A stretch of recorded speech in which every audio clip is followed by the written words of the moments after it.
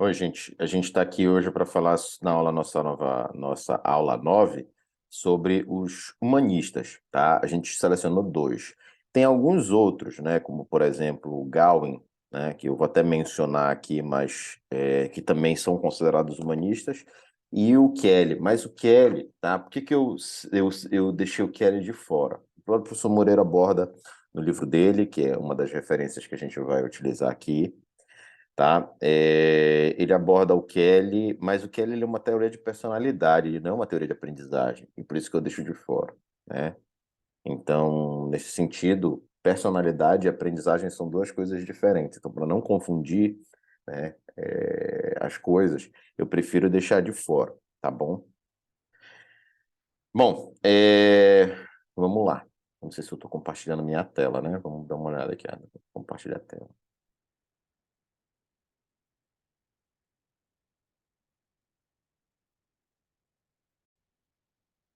Vamos lá. Então, aqui temos humanistas Novak e Rogers. Vamos lá, né? A gente estudou aqui diversas coisas, como behaviorismo intencional, como Gestalt, como o Brunner, que vai falar aí de ir além da experiência imediata, Piaget, que traz a ideia de que inteligência é adaptação, Ausubel, que traz a ideia de aprendizagem significativa. Ainda não estudamos Vergniaud, vamos estudar Vergniaud na próxima aula. Esse slide aqui, ele tem uma premissa de Vergniaud, mas é uma que a gente vai estudar na próxima aula, tá? Bom, Joseph Novak, ele vai trazer a seguinte ideia para a gente, que a aprendizagem significativa, ela subjaz, ou seja, ela está por baixo, tá? A integração construtiva entre pensamento, sentimento e ação e conduz ao engrandecimento humano. Para Novak, tá? Que foi coautor da teoria da aprendizagem significativa, a aprendizagem significativa te conduz ao engrandecimento, ao que ele chama de empowerment, que é mais bem traduzido como empoderamento, tá bom? E aí, né, subjacente a esse processo, existe uma integração construtiva entre pensamento, sentimento e ação. Para Novak, os eventos educativos, eles são ações voltadas para trocar significados e sentimentos entre o aprendiz e o professor. Por que Novak é considerado humanista? Justamente porque ele traz essa questão do sentimento, tá? Dessa questão de que o ser humano ele não é só razão, ele tem também a emoção. Então, no evento educativo, ele introduz algo que o Ausubel não toca muito, né? Ele é um dos responsáveis atualmente por refinar a teoria da aprendizagem significativa, incluindo esses novos elementos, tá? Ele vai dizer também, assim como Ausubel diria, tá, que a predisposição para aprender relaciona-se à intencionalidade. Uma das coisas que as pessoas confundem, quando a gente fala que é predisposição para aprender, a gente pensa logo em inteligência, né? Ah, a pessoa tem um potencial para aprender e tal. Não é disso, né? Quando a gente fala de predisposição para aprender, significa que a pessoa tem, digamos assim, ou está disposta a utilizar os recursos possíveis e necessários para relacionar aquilo que ela sabe com aquilo que ela precisa aprender. E a experiência afetiva positiva, tá? Ela leva a uma sensação de compreensão e atribuição de significados ao material. Atribuir significado ao material envolve, né, de certa maneira, um processo de aprendizagem significativa. Então, a experiência afetiva positiva, ela traz essa sensação de compreensão, enquanto a experiência afetiva negativa traz um sentimento de não compreensão. Bom, exemplos disso, né, você pode ver claramente nós somos professores de matemática e de física, vemos nos nossos alunos as dificuldades que eles têm e o que eles, digamos assim, enfrentam e todas as dores que sofrem para muitas vezes aprender um determinado conteúdo. Bom, eu vou fazer uma leitura aqui explicativa, feita esse resumo introdutório, do capítulo 13 do livro do professor Moreira, que é intitulado A Teoria de Novak e o Modelo de Ensino e Aprendizagem de Gall. Então, a ideia deste capítulo é resumir a contribuição de Novak e Galwin, principalmente do primeiro, o Novak, ao desenvolvimento da teoria da aprendizagem significativa de Ausubel.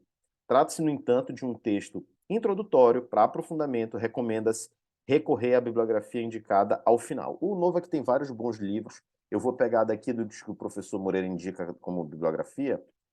Vou já indicar alguns para vocês, para quem tiver interesse. Tem um livro tradicional, né, que é o Psicologia Educacional, Ausubel, Novak e Hannigan, mas do Novak, o Uma é Ter Educação e o Aprendendo a Aprender, ou Aprender a Aprender, né? Então, esses livros são muito legais, tá? Teoria de Educação de Novak. Tá? Joseph Novak, professor da Universidade de Cornell dos Estados Unidos, é coautor da segunda edição do livro básico sobre a teoria da aprendizagem significativa de David Paul Ausubel.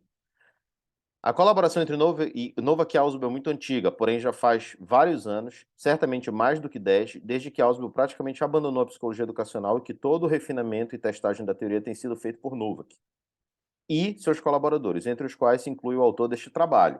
O professor Moreira, ele foi aluno de doutorado do Joseph Novak. Tá? A rigor, portanto, a teoria de Ausubel deveria ser hoje a teoria de Ausubel e Novak ou teoria de aprendizagem significativa de Ausubel e Novak. Ou seja, o Novak foi quem mais contribuiu recentemente para a teoria da aprendizagem significativa. Novak, contudo, tem uma proposta mais ampla, da qual a teoria da aprendizagem significativa é parte integrante, ou seja, a teoria lá da assimilação de Ausubel, que o Novak utiliza para explicar processos cognitivos também, tá? É algo que faz parte de um projeto maior.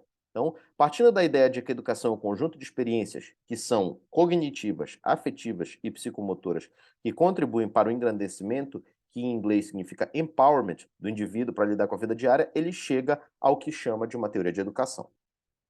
A premissa básica da teoria de Novak é que os seres humanos fazem três coisas. Eles sentem, eles pensam e eles atuam, eles fazem.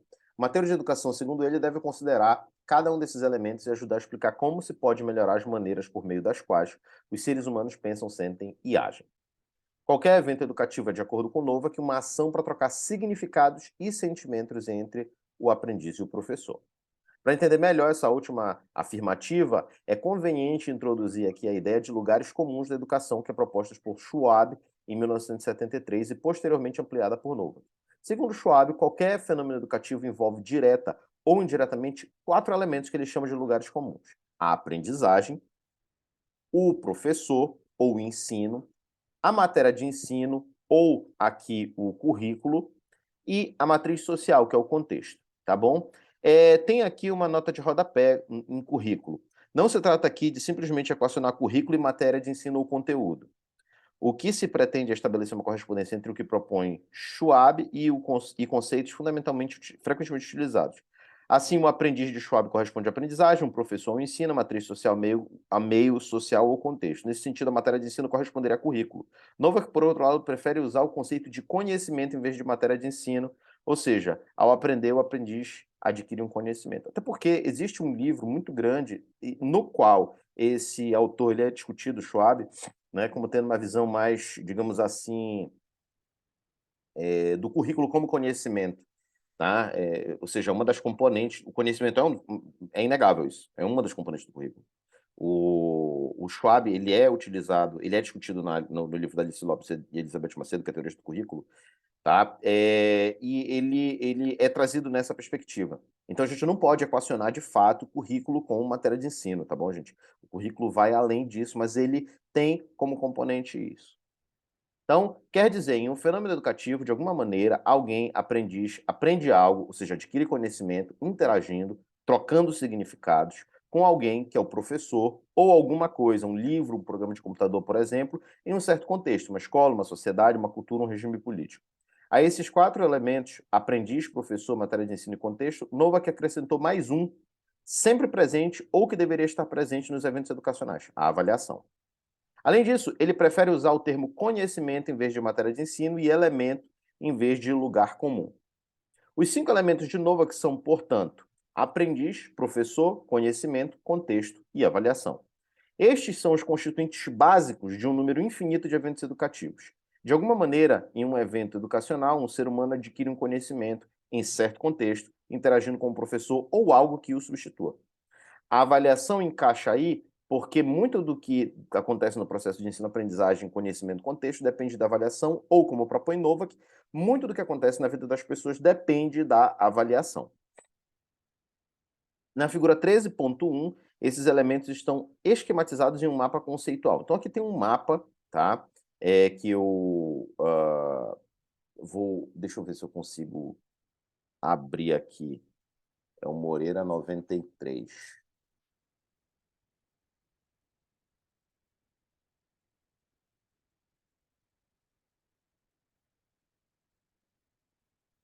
Eu acho que eu consigo baixar o V epistemológico de Gauss.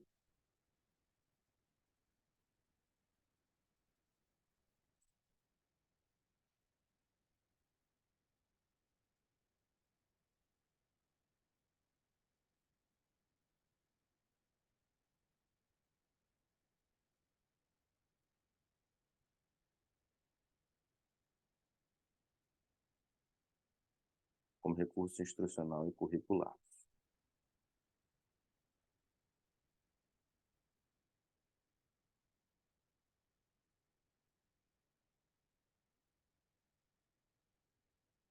Não, Moreira, espera aí.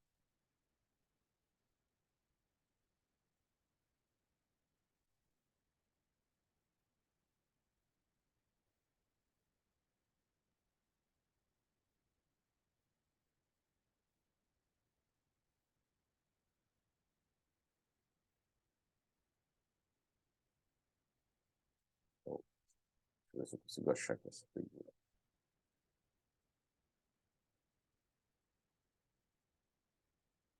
Aqui, ó. Eu não vou conseguir achar a original, mas aqui, ó. Aprendiz, professor, conhecimento, currículo e conhecimento e contexto, tá? Com a avaliação no centro, né? Na verdade, o professor Moreira coloca o professor aqui no centro e não a avaliação, né? Então, de certa maneira, estão contemplados aqui todos esses elementos. Vou voltar para o nosso slide. Pronto.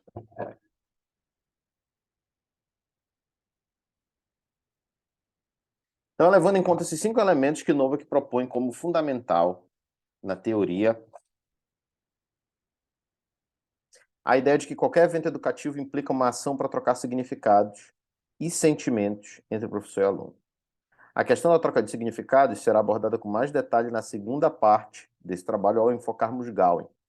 Por enquanto, basta considerar que o objetivo dessa troca é a aprendizagem significativa de um novo conhecimento contextualmente aceito. Significados são contextuais. A aprendizagem significativa implica dar significados ao novo conhecimento por interações com significados claros, estáveis e diferenciados previamente existentes na estrutura cognitiva do aprendiz.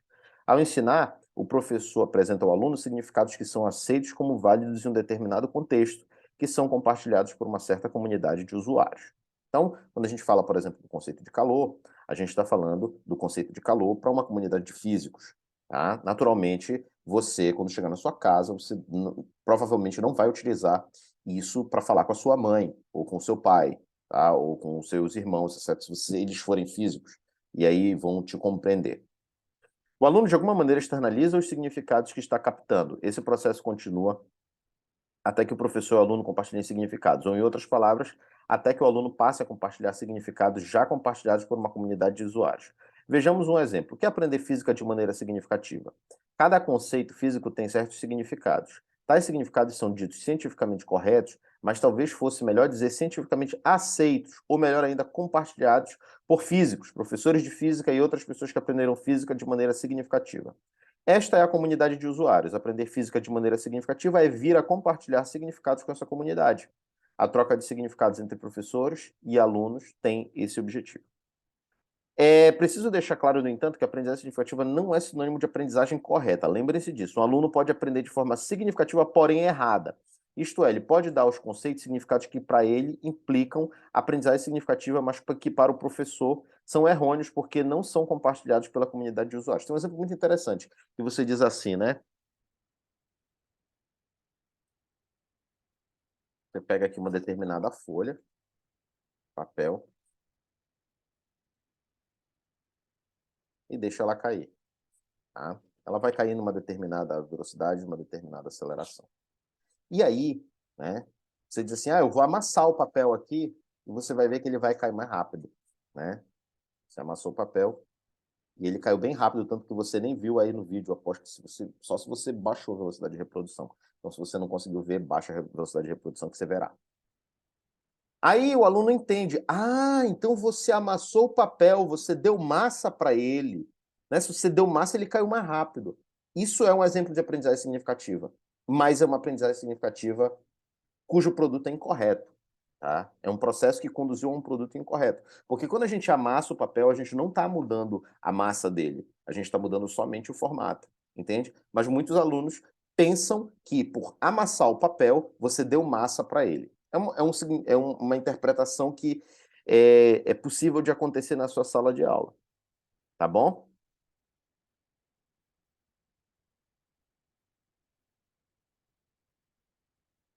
Então, o aluno pode aprender de maneira significativa, porém errada, entre aspas. Isso é, pode dar os conceitos e significados que para ele implicam aprendizagem significativa, mas que para o professor são errôneos porque não são compartilhados pela comunidade de usuários.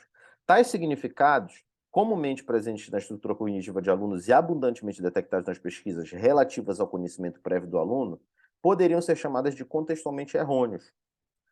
Portanto, um estudante pode aprender física de maneira significativa porque relaciona o novo conhecimento de maneira não arbitrária e não literal ao conhecimento prévio, claro, estável e diferenciado, que já existe na sua estrutura cognitiva.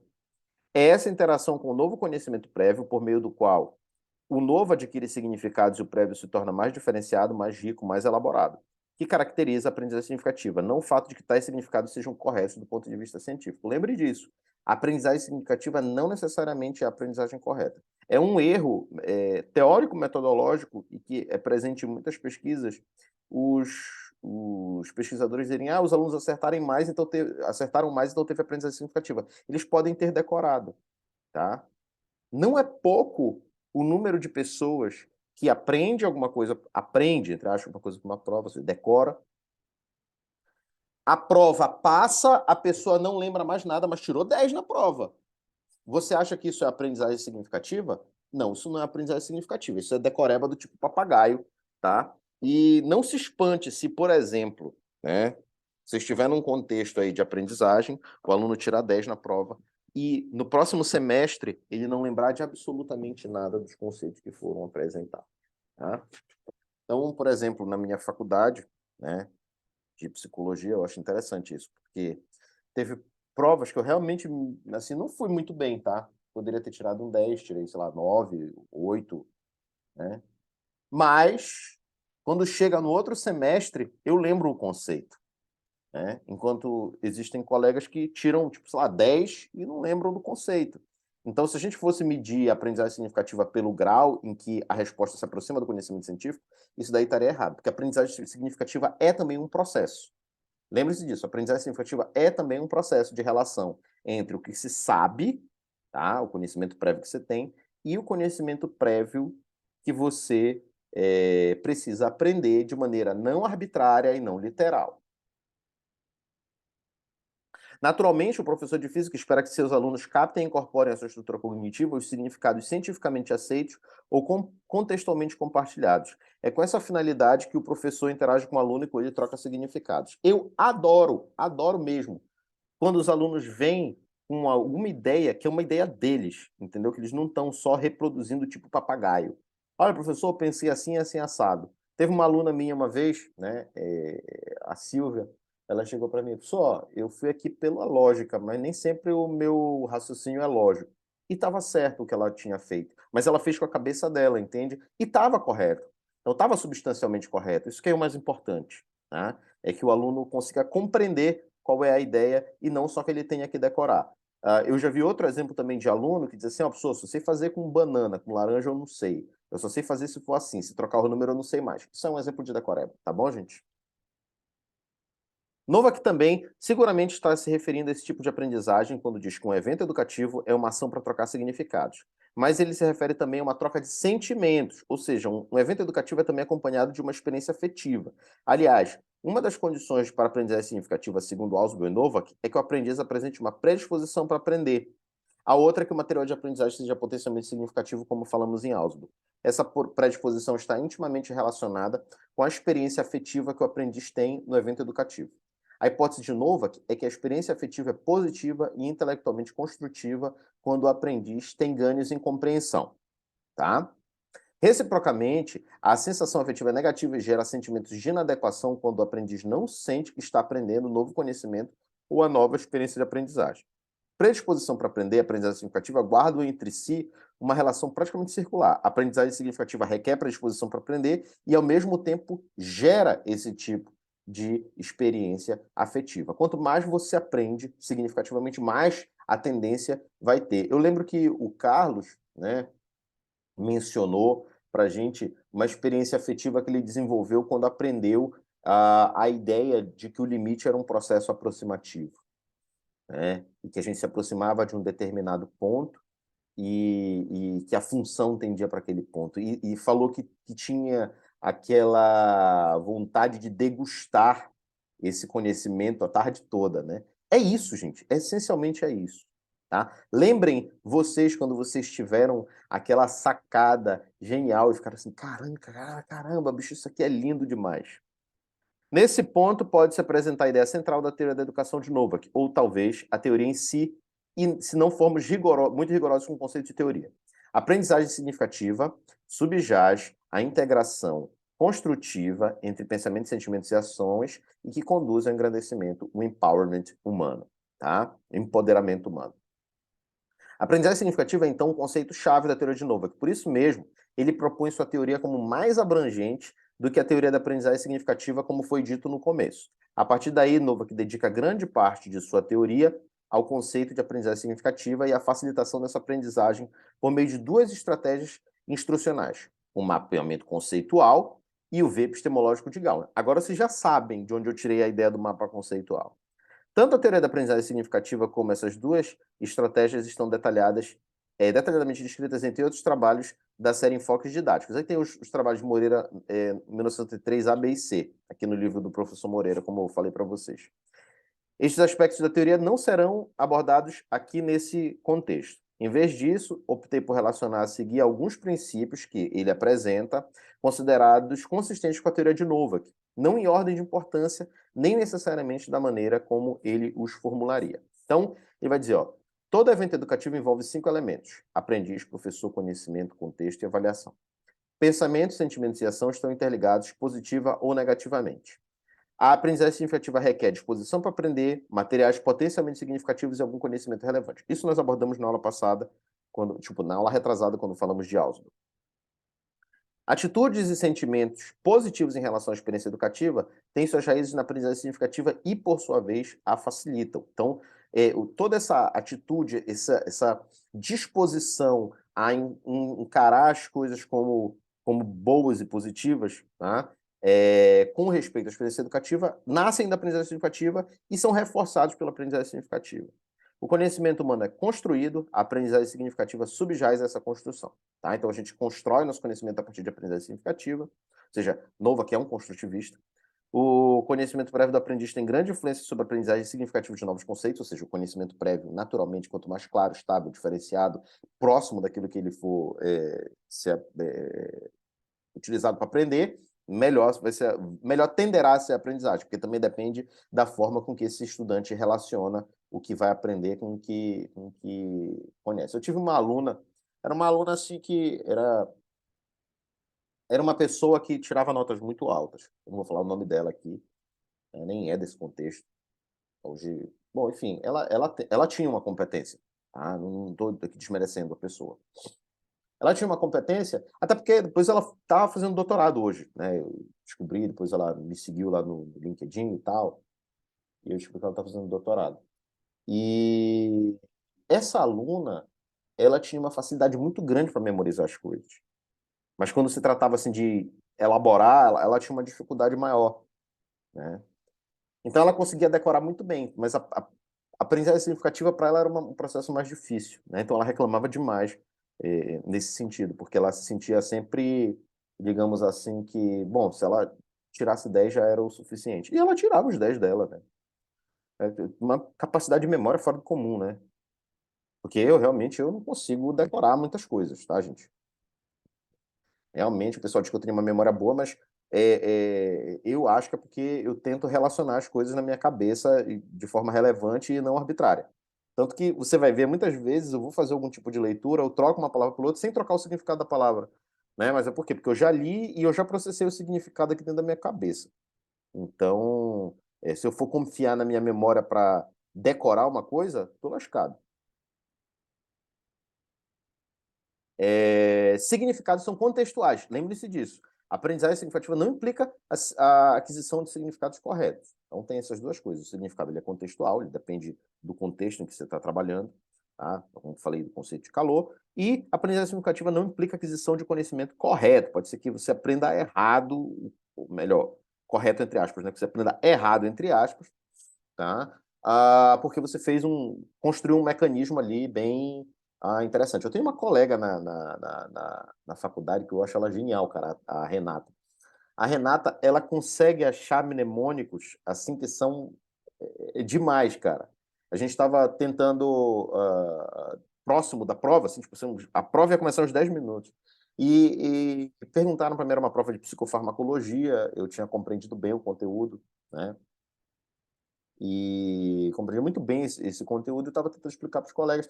E aí ela estava formulando alguns mnemônicos. Por exemplo, né, vou pegar o que eu lembro, mas ela não foi só esse. Foram vários, assim.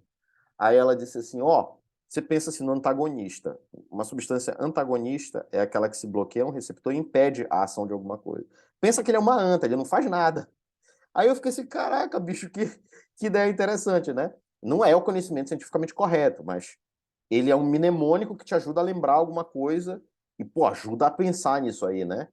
Mais do que você compreender o conceito daqui para 10 minutos. Então, ela é muito inteligente para criar, muito sagaz, assim, para criar essas ideias, né? Que nem me passaram pela minha cabeça, né? E esses recursos são legais, cara. Conhecimentos adquiridos por aprendizagem significativa são muito resistentes à mudança, tá? Justamente porque eles também são resistentes à interferência. Porque eles não são arbitrários, eles são relevantes. E eles não são literais. E você pode repetir com suas próprias palavras, você compreendeu a substância da ideia. O ensino deve ser planejado de modo a facilitar a aprendizagem significativa e a ensejar experiências afetivas positivas. A avaliação da aprendizagem deve procurar evidências de aprendizagem significativa. O ensino, o currículo e o contexto também devem ser avaliados.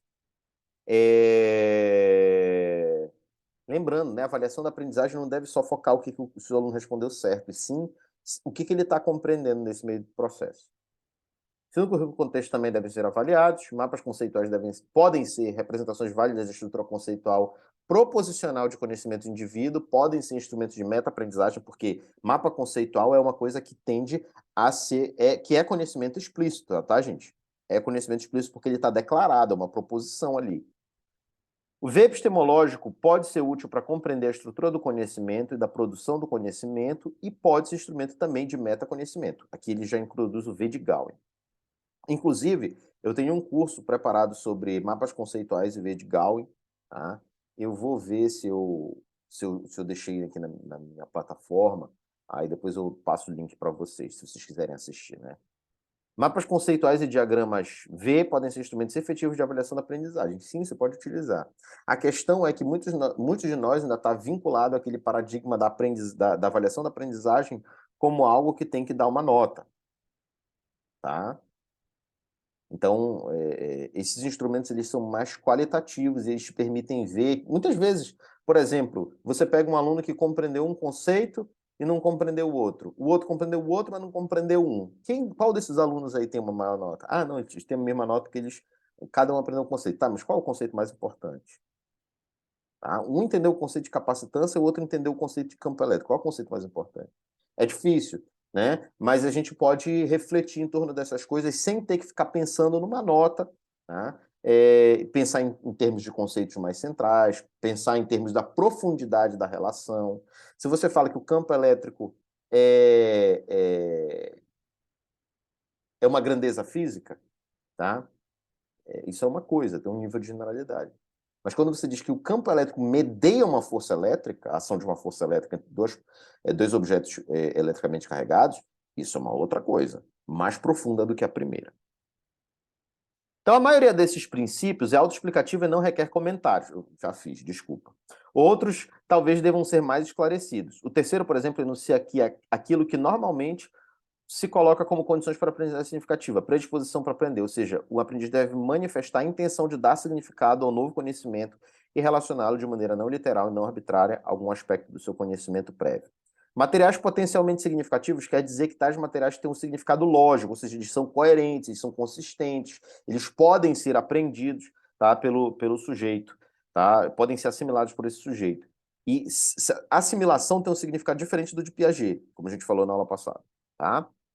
Desculpa, na aula retrasada. E que o aprendiz tem uma estrutura cognitiva adequada, conhecimento prévio relevante para a nova aprendizagem, para aprender de maneira significativa o novo conhecimento. Acrescente-se aqui que o aprendiz deve perceber alguma relevância no conhecimento novo para então manifestar a disposição para aprender. Essa terceira condição pode ser considerada como implícita na primeira, assim como a segunda implica que o aprendiz tenha em sua estrutura cognitiva o conhecimento prévio adequado que lhe permita transformar em significado psicológico o significado lógico dos materiais educativos. Ou seja, essas condições elas estão interligadas, as condições para aprendizagem significativa. É no curso da aprendizagem significativa que o lógico passa para a psicológica e, ao mesmo tempo, é a passagem do lógico para o psicológico que caracteriza a aprendizagem significativa. Lembrem, gente, tem um significado, digamos assim, objetivo e tem um significado subjetivo. Quando o Ausubel está falando de significativo, a aprendizagem significativa está falando de o sujeito conseguir, digamos assim, construir para ele próprio uma estrutura de conhecimento que é psicológica, diferente do significado lógico que está presente no material, tá? Por quê que é diferente? Não significa que esteja incorreto ou incompatível com. Significa que ele dá a cara dele para aquilo, para aquela compreensão. Por quê? Porque existe esse aspecto idiosincrático, que o Ausubel, essa palavra que o Ausubel e o Nova que utilizam, que é uma palavra meio feia para a gente, né? Mas significa que é pessoal. Ou seja, cada um vai dar uma coloração diferente para uma mesma ideia, tá? O quinto dos princípios deixa claro qual é o quinto princípio. O conhecimento humano é construído, a aprendizagem significativa subjaz essa construção. Deixa claro, apenas claro, que a base psicológica da teoria de novo é construtivista. Eu mencionei isso para vocês. A teoria da aprendizagem significativa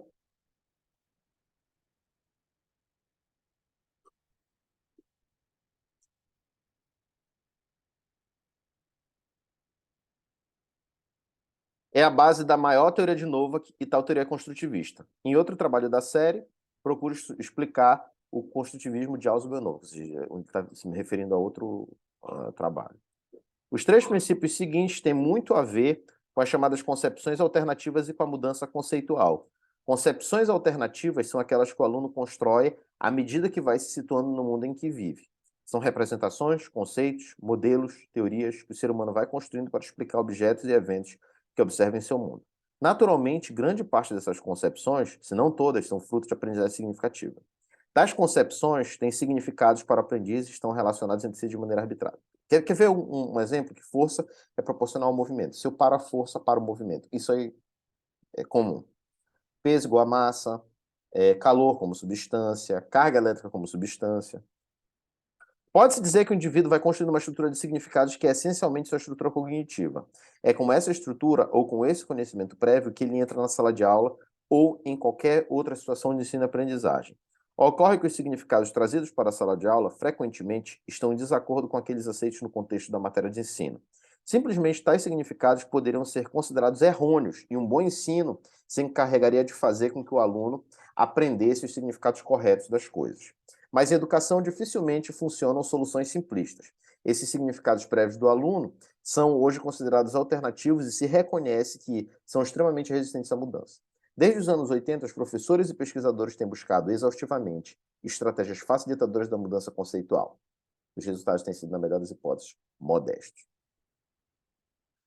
O descompasso, eu recomendo um trabalho de um colega meu, que foi meu colega durante quando eu fazia mestrado, ele fazia doutorado, que é o Alexandre Pereira. Ele tem um trabalho muito legal, 2017, no Panorama da Mudança Conceitual. Interessante isso, que ele não faz uma revisão exaustiva da literatura, mas ele tenta achar tendências de pesquisa. É muito legal esse trabalho, muito novo, né, de 2017, mas é relativamente recente, mas também já não é mais, né,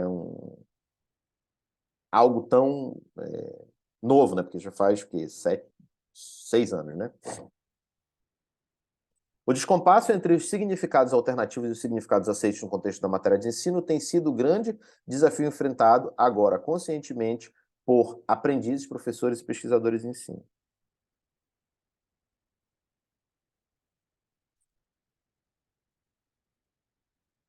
Bom, para Moreira, tá? O grande erro da pesquisa sobre mudança conceitual está implícito no próprio foco da pesquisa. A mudança conceitual tem sido interpretada como substituição de um significado por outro.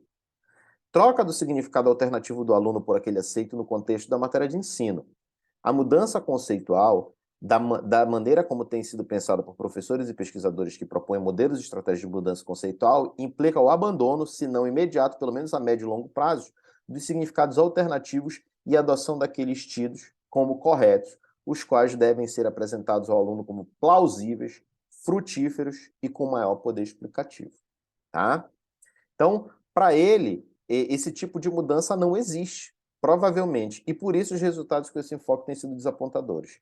Os significados alternativos são, na verdade, contextualmente errôneos, quer dizer, no contexto da matéria de ensino, eles são errôneos, não aceitos, não compartilhados por usuários. Mas para o aprendiz, eles resultam de aprendizagem significativa. Se o aprendiz jamais entrasse em uma sala de aula, continuaria explicando o mundo com seus significados alternativos e provavelmente teria uma vida perfeitamente normal, ou seja, se você chegar na sua casa dizendo para sua mãe assim, mãe, hoje, né, nós estamos ganhando energia térmica do meio ambiente por um processo de calor. A tua mãe ia te perguntar assim, filho, que droga é essa que tu tá usando? Pode falar comigo, pode se abrir. Né? Por quê? Porque isso é diferente, né? É diferente da ideia de que, pô, mãe, eu tô com calor. O calor tá em você, a substância tá em você, o calor, a substância tá em você. E você fala isso mesmo sendo físico, tá? Então, é importante, né, que a gente entenda que cada concepção tem um contexto. E isso aqui é coerente com a ideia dos perfis conceituais do Eduardo Mortimer, tá, gente? Inclusive, é uma das conclusões que o Alexandre Pereira chega que essa ideia, né, claro, por outros caminhos. O Alexandre Pereira é vigotskiano, né, não sei se ainda é, né, mas ele, na época, pelo menos ele era, e na época que escreveu o artigo também. Então, ele vai defender essa ideia sociocultural e vai dizer que a gente vai se apropriando de determinados elementos, a gente vai internalizando determinados elementos de uma determinada cultura, no caso, a cultura dos físicos. Tá? E que, na verdade, quando a gente se apropria disso, a gente não troca uma coisa pela outra. A gente vai, digamos, para esse contexto sociocultural, a gente vai destinando essas coisas que são solicitadas por esse contexto. Tá? Então, ó, para Moreira, se a teoria de Ausubel está correta, a aprendizagem significativa jamais oblitera totalmente. Existe sempre um significado residual. Cada aprendizagem significativa vai gerando significados que passam a fazer parte da história cognitiva do indivíduo. Esta história, além de ser única para cada indivíduo, é provavelmente inapagável. Por outro lado, a assimilação obliteradora é parte integrante da teoria de Ausubel e Novak. Imediatamente após a interação entre o conhecimento novo e o conhecimento especificamente relevante, claro, e diferenciado por meio do qual o novo adquire significados e o preexistente ganha significados adicionais, começa o segundo estágio da aprendizagem significativa, que é a assimilação obliteradora, que é o esquecimento. Os significados adquiridos vão sendo progressivamente obliterados até atingir o estado final, desculpa, de significados residuais. A etapa entre a aquisição do novo significado e a sua transformação em significado residual é chamada de fase de retenção. Então, entre a aquisição e a transformação em significado residual tem a retenção. A duração dessa fase é variável. Se o indivíduo está frequentemente usando os significados adquiridos, a retenção é grande e a obliteração é praticamente inexistente. Por isso que quando você é professor, dificilmente, né, você vai tender a se esquecer das coisas que você vai falando, exceto se você passar muito tempo, né? No caso aqui na universidade a gente trabalha em semestres, faz, por exemplo, aí uns 4 anos que eu não trabalho com eletromagnetismo clássico, e vou trabalhar semestre que vem, então vou ter que estudar de novo, porque muitas das coisas, dos detalhes já foram apagados, embora a estrutura geral ainda permaneça na minha cabeça. Tá? Mesma coisa vocês que estão me assistindo. É o caso de muitos significados alternativos na área científica. Os fenômenos do cotidiano parecem permanentemente reforçar tais significados. Por exemplo, a experiência diária parece mostrar que há uma proporcionalidade entre a velocidade que um corpo adquire e a intensidade da força que atua sobre ele. A concepção força proporcional à velocidade é aparentemente corroborada a todo instante, e, portanto, é retida longamente. Contudo, a concepção cientificamente aceita é de que existe uma proporcionalidade entre aceleração e força em vez de velocidade e força. Além disso, do ponto de vista científico, é perfeitamente possível que um corpo se mantenha em movimento sem que nenhuma força resultante esteja atuando sobre ele. Certo? Gente, assim, eu trocaria a força resultante seja exercida sobre ele. A força ela não atua, a força ela não é um sujeito, tá? Ela é exercida por algum objeto, né? Uma outra coisa, né? A gente vive num mundo que tem atrito. Então, naturalmente, sempre vai ter uma força sendo exercida de atrito, por exemplo, sobre algum objeto que é abandonado. Por exemplo, força de atrito, força de resistência do ar, tá? Então é importante que você se lembre disso também, tá? Que essas coisas elas podem ser reconciliadas justamente por meio dessa noção de que a gente vive num mundo com atrito, por exemplo. A mudança conceitual, nesse caso em particular, tem sido uma das mais difíceis de se conseguir. Por melhor que os alunos sejam instruídos na mecânica newtoniana e por melhor que entendam o significado científico da relação entre força e movimento, é a proporcionalidade entre aceleração e força, em determinadas situações voltarão a utilizar o significado de que a velocidade é proporcional à força. Analogamente, embora adquiram os significados científicos da lei da inércia, em determinadas situações poderão voltar a usar a concepção de que se um corpo está em movimento é porque há uma força líquida atuando sobre ele. Acontece que tais concepções alternativas foram construídas por meio de aprendizagens significativas e, portanto, incorporadas de maneira não literal e não arbitrária à estrutura cognitiva do aprendiz, passando a fazer parte de uma estrutura cognitiva. É ilusão pensar que algumas aulas de ciência bem dadas poderão levar a uma mudança conceitual no sentido de abandono definitivo dos significados alternativos e adoção de significados científicos. O que fazer então? Ele dá uma sugestão. Talvez uma saída seja mudar o enfoque instrucional. Em vez de buscar mudança conceitual em termos de substituição de significados, pensá-la como construção de novas estruturas de significados que simultaneamente vão obliterando significados alternativos. Trata-se de uma abordagem que, em vez de rechaçar significados alternativos, interpreta-os como resultados de aprendizagem significativa e, portanto, definitivamente incorporados à estrutura cognitiva do aprendiz, porém obliteráveis até o nível de significados residuais. Esse enfoque, ao mesmo tempo que admite a impossibilidade de uma completa mudança conceitual, aponta uma saída. Aí aqui ele já vai, o encaminhamento dele já vai sendo um pouquinho diferente, né, do Pereira e do Mortimer. A aquisição significativa de significados contextualmente aceitos por meio do ensino, explicitamente planejada para essa finalidade. O nono princípio enunciado anteriormente parece sugerir esse caminho. Então, o nono princípio é o de que o ensino deve ser planejado de modo a facilitar a aprendizagem significativa e a ensejar experiências afetivas positivas, certo?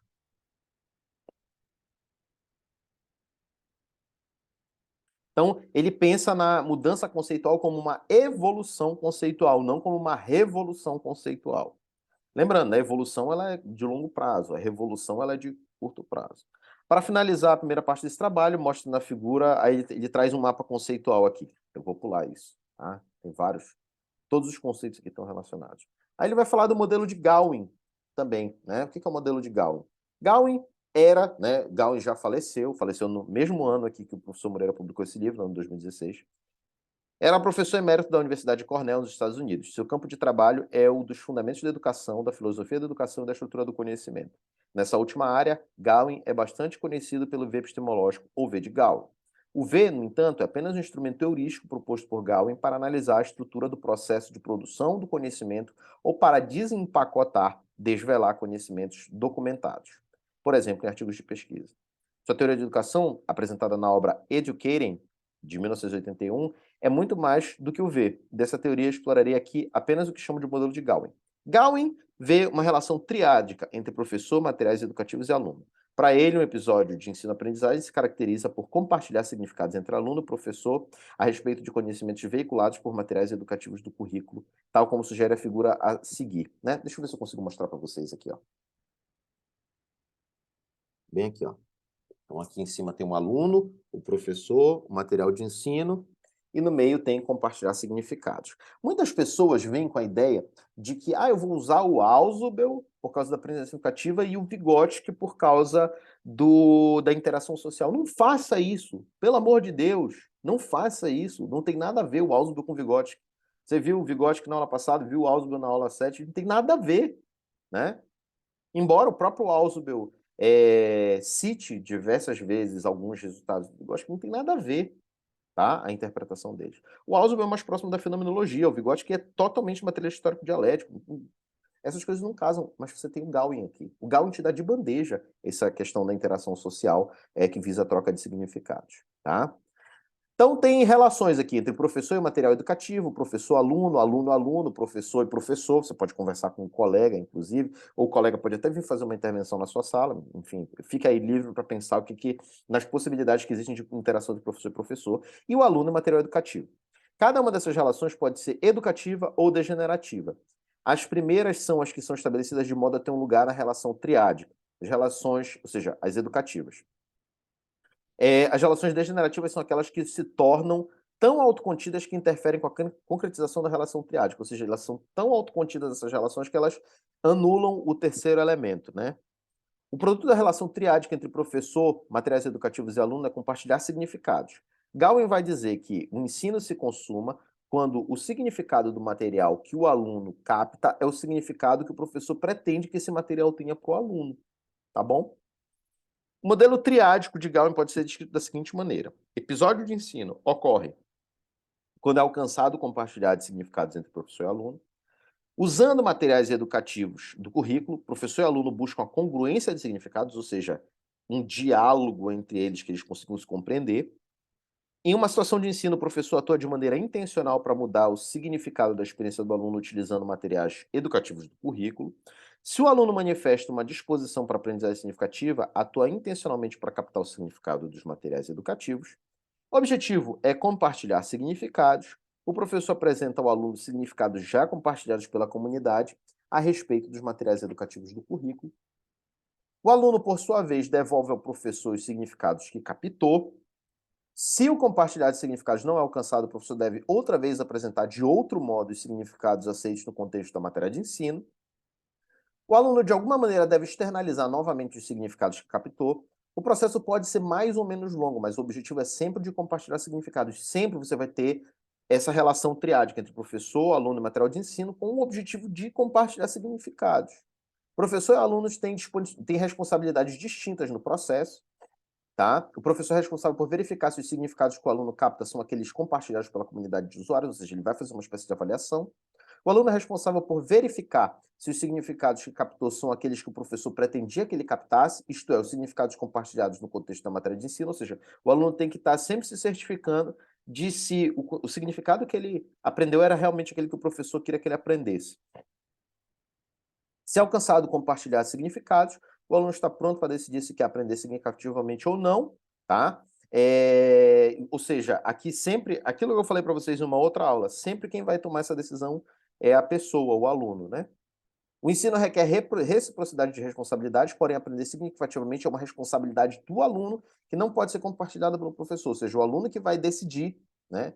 Fazer uma escolha, eu quero aprender significativamente ou não. Para aprender significativamente, o aluno tem que manifestar uma disposição para relacionar de maneira não arbitrária e não literal sua estrutura cognitiva aos significados que capta dos materiais educativos potencialmente significativos do currículo. Tá bom? Então, para concluir, as teorias de Ausubel que formam um corpo teórico coerente sobre aprendizagem e ensino, particularmente adequado como referencial para o dia a dia da sala de aula. Ausubel enfatiza a construção cognitiva por meio da aprendizagem significativa. Nova, que assume que a aprendizagem significativa subjaz a integração construtiva de pensamentos, sentimentos e ação, e que essa integração conduz ao engrandecimento, empowerment humano. Gowin propõe uma relação triádica entre aluno, materiais educativos e professor, cujo o objetivo é compartilhar significados. Quando esse objetivo é alcançado, o aluno está pronto para decidir, ou seja, assumir a responsabilidade dele de se vai aprender significativamente ou não. Certo? Vamos pular agora para o Rogers.